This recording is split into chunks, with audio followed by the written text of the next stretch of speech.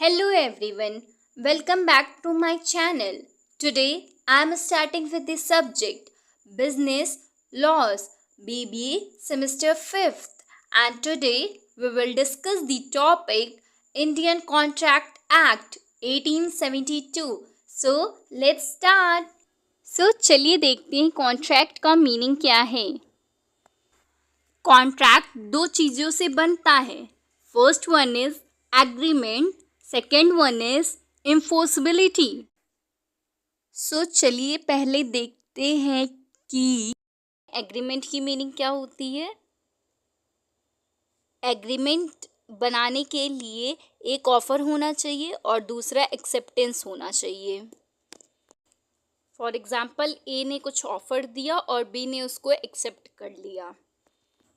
The Indian Contract Act 1857 defines the term agreement under its section 2 clause E as every promise and every set of promises forming the consideration for each other.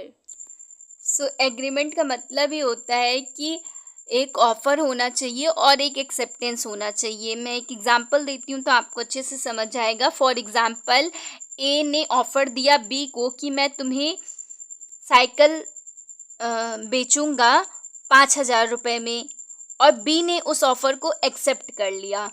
तो यहाँ पर एक agreement बन गया, और agreement के बदले हमेशा कुछ ना कुछ कंसिडरेशन मिलता है। कंसिडरेशन का मीनिंग होता है समथिंग इन रिटर्न, तो मतलब कि कुछ बदले में मिलना, इसका मीनिंग होता है। यहाँ पर जो है ए, उसको कंसिडरेशन के फॉर्म में क्या मिल रहा है, 5,000 रुपये, और जो बी है उसको कंसिडरेशन मिल रहा है साइकिल। जो इंडियन कॉन्ट्रैक्ट एक्ट है उसमें क्या मेंशन है कि आपके एग्रीमेंट के अंदर कंसिडरेशन होना ज़रूरी होता है। चलिए देखते हैं सेकेंड टर्म इन्फोर्सिबिलिटी का मीनिंग क्या होता है। Enforceability means that an agreement consists of the necessary components in order to be able to be imposed under law. इसका सिंपल सा मतलब है कि वो एक एग्रीमेंट या आप उस कॉन्ट्रैक्ट को लीगली इम्पोज कर सकते हो।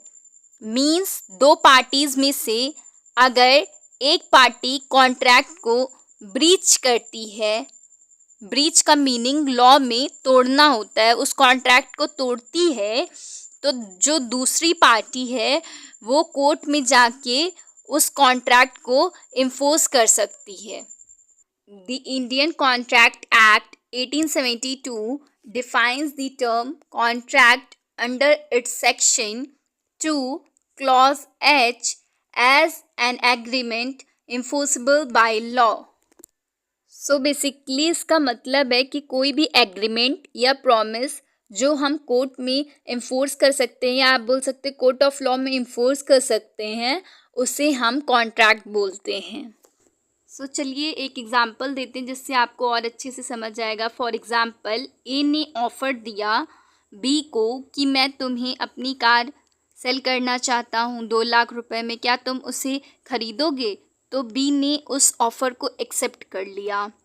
जो ए है वो यहाँ पर ऑफरर है क्योंकि वो ऑफ़र दे रहा है, और जो बी है वो ऑफरी है क्योंकि वो उस ऑफ़र को एक्सेप्ट कर रहा है। ये एक एग्रीमेंट बन गया क्योंकि यहाँ पर ऑफ़र और एक्सेप्टेंस दोनों है। ए ने ऑफ़र किया और बी ने उस ऑफ़र को एक्सेप्ट कर लिया।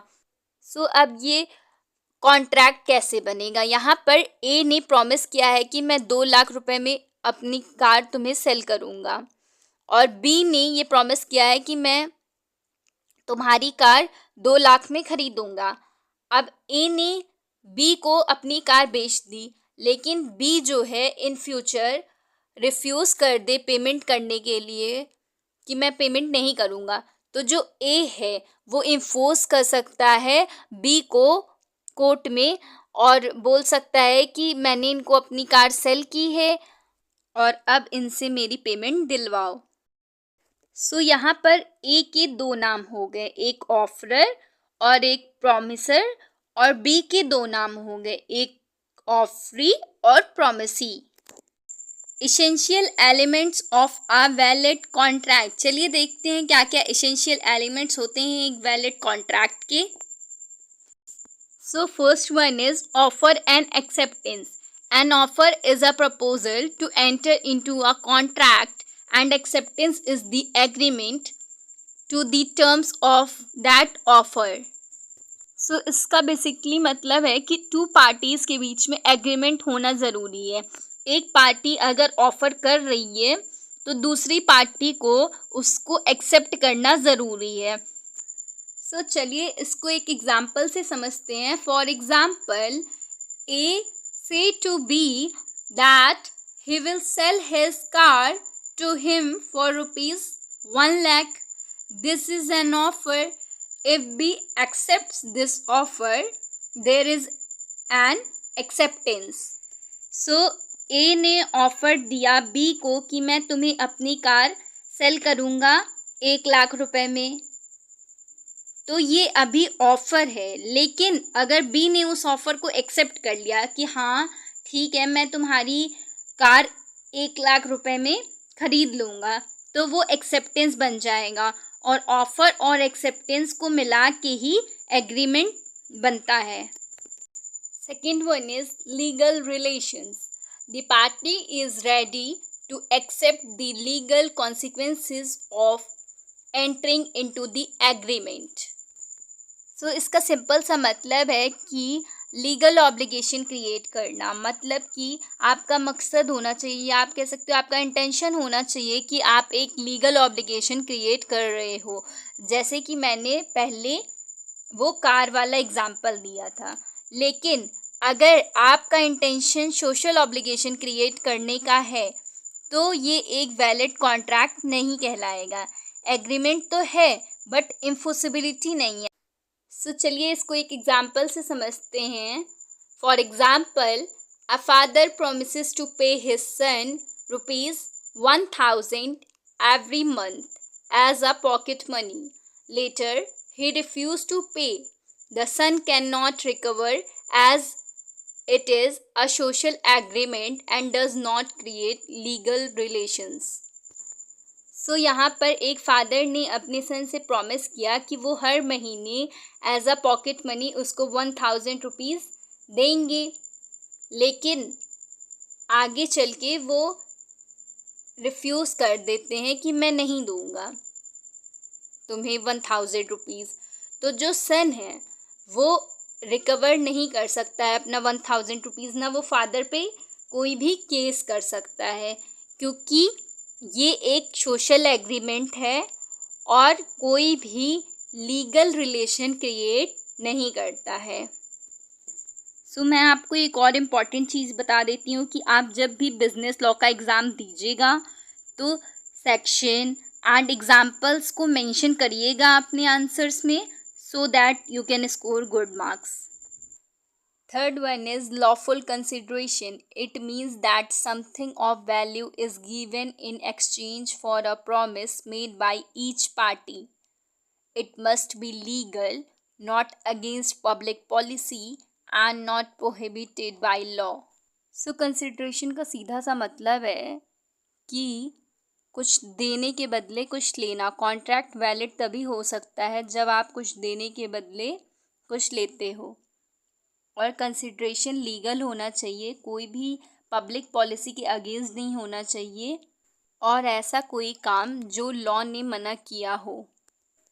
सो चलिए फर्स्ट एग्जांपल देखते हैं। For example, A promise to obtain for B employed in the public service and B promises to pay ₹20,000 to A. The agreement is void as the consideration for it is unlawful. So A ने promise किया है B से कि वो public sector में B की job लगवाएगा, और B ने प्रॉमिस किया है कि वो उसे इस चीज़ के लिए 20,000 रुपीज़ पे करेगा। लेकिन ये जो एग्रीमेंट है ये वॉइड है, क्योंकि जो कंसिडरेशन है वो अनलॉफुल है। सो चलिए देखते हैं second example. For example, A agrees to sell his house to B for ₹20 lakh and B promises to pay ₹20 lakh. This is a lawful consideration. सो यहाँ पर ए ने प्रॉमिस किया है कि वो 20 लाख रुपीज़ में अपना घर बी को देगा और बी ने भी प्रॉमिस किया है कि वो 20 लाख रुपीज़ ए को पे करेगा. सो ये एक लॉफुल कंसिडरेशन है क्योंकि यहाँ पर कुछ भी अनलॉफुल नहीं हो रहा. Fourth one is capacity of parties. The capacity of party is the legal ability of parties to enter into a contract. मतलब कि पार्टीज़ के पास कैपेसिटी होनी चाहिए, पार्टीज़ कॉम्पिटेंट होनी चाहिए कॉन्ट्रैक्ट के अंदर एंटर करने के लिए. There are some groups of people who may not have the capacity to enter into a contract, including. So ऐसे कई सारे ग्रुप ऑफ पीपल हैं जिनके पास कैपेसिटी नहीं है कि वो एंटर कर सके किसी भी कॉन्ट्रैक्ट के अंदर. सो ऐसे कौन से लोग हैं चलिए देखते हैं. सो फर्स्ट वन इज़ माइनर, जिसकी एज 18 साल से कम है, below 18 years. Second one is person of unsound mind, जो इडियट है, लिंग्विस्टिक है, मतलब कि पागल है, ड्रंक्ड पर्सन है. Third one is person disqualified by law, मतलब कि जिसको लॉ ने डिस्क्वालिफाइड कर दिया. अगर फॉर एग्ज़ाम्पल 2 कंट्रीज़ में वॉर हो जाती है तो उनके बीच में कॉन्ट्रैक्ट नहीं हो सकता. सो चलिए मैं आपको एक एग्जांपल देती हूँ तो आपको और अच्छे से समझ आएगा. For example, Y a person of unsound mind enters into an agreement with X to sell his house for 3 lakh. It is not a valid contract because Y is not competent to contract. So Y एक person है जो unsound mind का है, मतलब कि वो पागल होगा या ड्रंकेंड होगा, जो भी आप इमेजिन कर लो, और वो एंटर हुआ है एक एग्रीमेंट में कि वो एक्स को अपना हाउस सेल करेगा 3 लाख रुपए में. लेकिन ये जो कॉन्ट्रैक्ट है ये वैलिड नहीं है. क्यों? क्योंकि जो पर्सन है वाई वो कॉम्पिटेंट नहीं है, कैपेबल नहीं है कॉन्ट्रैक्ट में एंटर करने के लिए. Fifth one is free consent. Free consent is when 2 or more parties agree on the same thing in the same way without coercion, undue influence, fraud, misrepresentation or mistake. So basically इसका simple सा मतलब है कि parties अपनी मर्जी से contract के अंदर एंटर होने, कोई भी जोर ज़बरदस्ती या मिसरिप्रेजेंटेशन या मैनिपुलेशन से उनसे एग्रीमेंट नहीं कराया जा सकता है. So for example, O compels P to enter in a contract on the point of pistol. It is not a valid contract as consent of P is not free. So यहाँ पर जो ओ है वो पी को gun point पे रख के contract में एंटर करा रहा है, जो कि एक वैलिड कॉन्ट्रैक्ट नहीं है, क्योंकि यहाँ पर जो पी का कंसेंट है वो फ्री नहीं है. पी यहाँ पर डर की वजह से कि मेरी जान न चली जाए वो कॉन्ट्रैक्ट में एंटर कर रहा है. Sixth one is lawful objects. A lawful objects in a business law is the purpose of an agreement that is in the line with the law and not in violation of public policy, morality or the general public's interest. So इसका मतलब है कि अगर आप कोई contract कर रहे हो तो वो लॉफुल होना चाहिए. अगर वो लॉफुल नहीं है तो वो कॉन्ट्रैक्ट वैलिड नहीं है. मीन्स कि आप इस तरीके की कंसिडरेशन नहीं होनी चाहिए कि आप दूसरे पर्सन को इंजर्ट कर रहे हो या उसकी प्रॉपर्टी ले रहे हो या फिर आप किसी को नुकसान पहुंचा रहे हो तो वो कॉन्ट्रैक्ट वैलिड नहीं होगा, लॉफुल नहीं होगा। सो चलिए एग्जाम्पल देखते हैं। For example, Q promise to pay S rupees 5,000 if S beat R.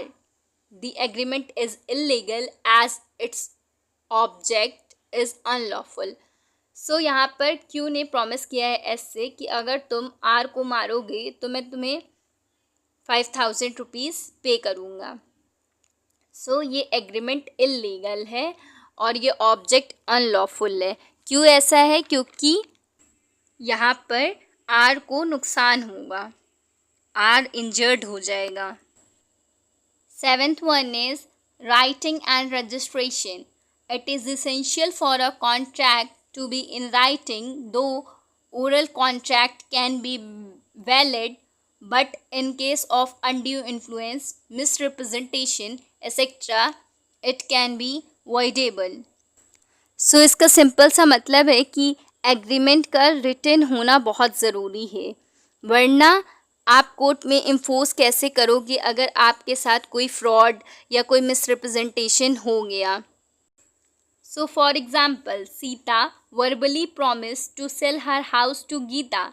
It is not a valid contract because the law requires the contract of immovable property must be in writing. मतलब कि जो सीता है उसने ऐसे orally या verbally promise किया है गीता से कि वो अपना हाउस उसको सेल करेगी, लेकिन ये एक वैलिड कॉन्ट्रैक्ट नहीं है, क्योंकि जो इमूवेबल प्रॉपर्टी के कॉन्ट्रैक्ट होते हैं वो रिटन फॉर्म में ही वैलिड माने जाते हैं, ओरली वो वैलिड नहीं माने जाते हैं।